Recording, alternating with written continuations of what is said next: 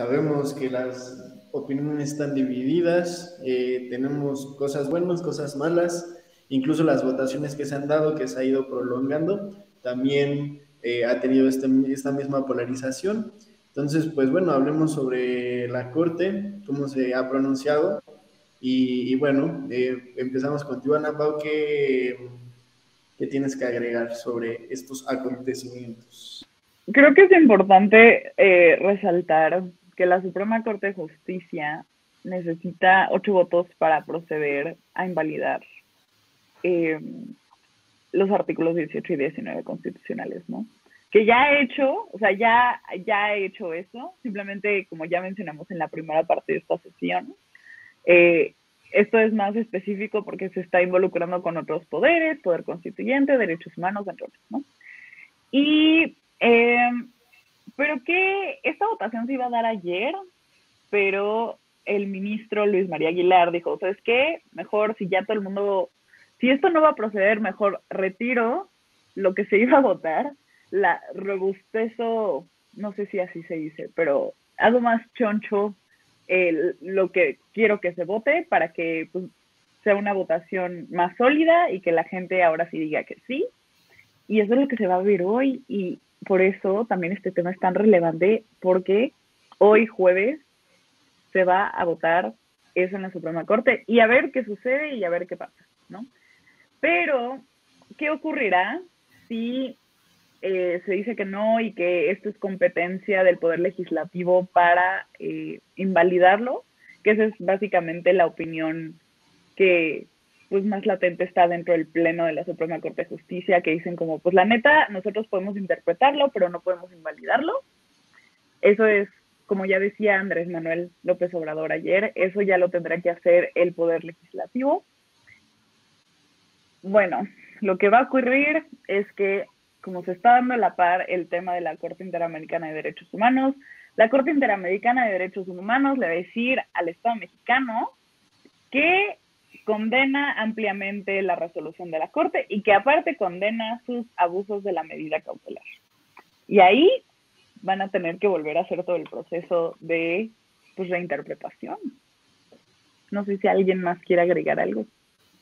Sí, o sea, creo que a mí me parece, o sea, estaba leyendo precisamente el caso como dio de Daniel y Reyes contra el Estado mexicano. Creo que, o sea, de entrada, pues ya sabemos la desacreditación que tiene para el presidente Andrés Manuel todo lo que pueda venir del exterior. Y me parece que, o sea, hay declaraciones muy erróneas, pero en esta situación en particular y desacreditar a una autoridad como es la Corte Interamericana de Derechos Humanos, creo que nos pone como país en una situación muy vulnerable. Porque si una autoridad de este calibre, y justo para que la audiencia pueda entender como cuál es la relevancia, es lo que decía Ana Pau hace rato. En México se dio esta reforma a la Constitución para poner a la par de la Constitución cualquier tratado internacional de derechos humanos. Entonces, básicamente es desacreditar una segunda parte de nuestra ley suprema y desacreditar la seguridad que podemos tener como ciudadanos, que si el Estado viola alguno de nuestros derechos, va a haber una autoridad que también nos pueda ayudar y nos pueda asesorar y dar un veredicto sobre nuestra situación. Así se dio precisamente este caso de Daniel y Reyes, que lo llevaron hasta esta instancia, porque precisamente esta figura de la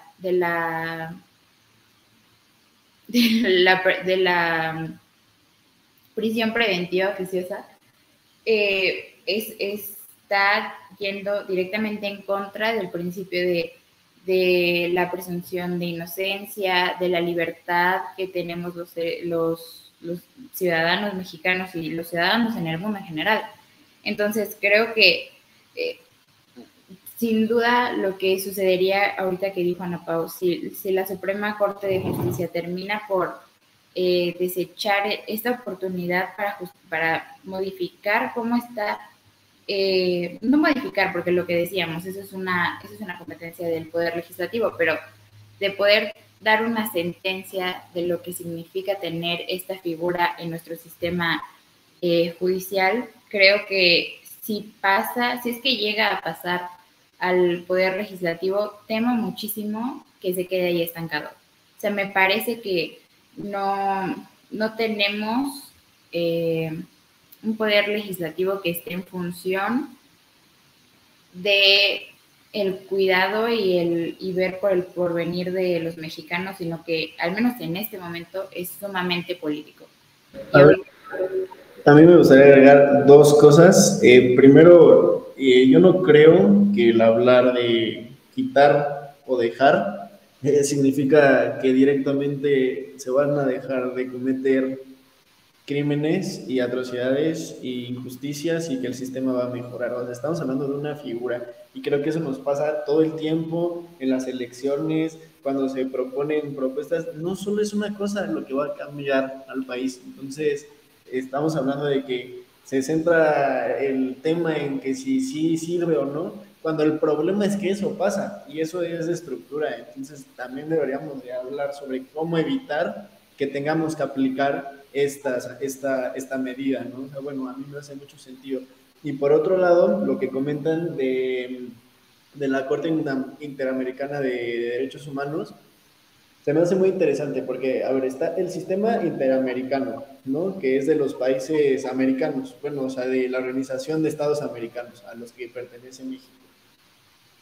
Los tratados internacionales funcionan porque nosotros como país nos sometemos en esos tratados, ¿sabes? O sea, decimos, ok, sí, acepto lo que tú dices y me voy a adaptar, pero tenemos que hablar que ni la Corte ni la Comisión Interamericana de Derechos Humanos tienen como tal un poder coercitivo. ¿A qué me refiero? Que ellos no pueden obligar a ningún país a hacer algo que no quieren. Sí, se sometieron a los tratados, pero no tienen como tal tanto poder. De un lado está la Corte, que no puedes tú como ciudadano ir con ellos y decirle, oye, me están agrediendo.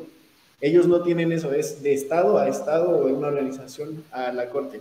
Y por otro lado, la Comisión tiene mecanismos para proteger y emitir recomendaciones, no imposiciones. Lo único que hacen es emitir recomendaciones.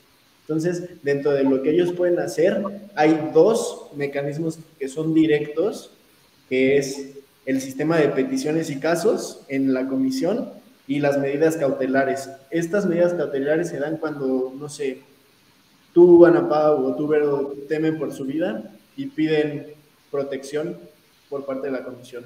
Es muy parecido a la figura del amparo, pero los otros temas, como se pronuncian, y que lo hemos visto en El Salvador y en muchas partes del mundo, cuando se pronuncia la ONU, cuando se pronuncia la Corte Interamericana, lo que hacen es emitir información, tipo a través de informes temáticos de un cierto tema, migración, pobreza, desigualdad, tal, comunicados de prensa o pueden celebrar audiencias y reuniones y también pueden llevar y mandar gente a que vaya a los países a ver y evaluar, que se le dice visitas en loco, pero no tienen policía, no tienen fuerza, no tienen nada más que llevar a la corte al país que está violando el acuerdo. Pero como tal, lo que yo estoy viendo es que no solo nos falta mejorar el país, sino a las instituciones que velan por los derechos humanos, porque la Comisión Interamericana de Derechos Humanos está muy cool, pero no tiene poder, no tiene fuerza. Es que yo estoy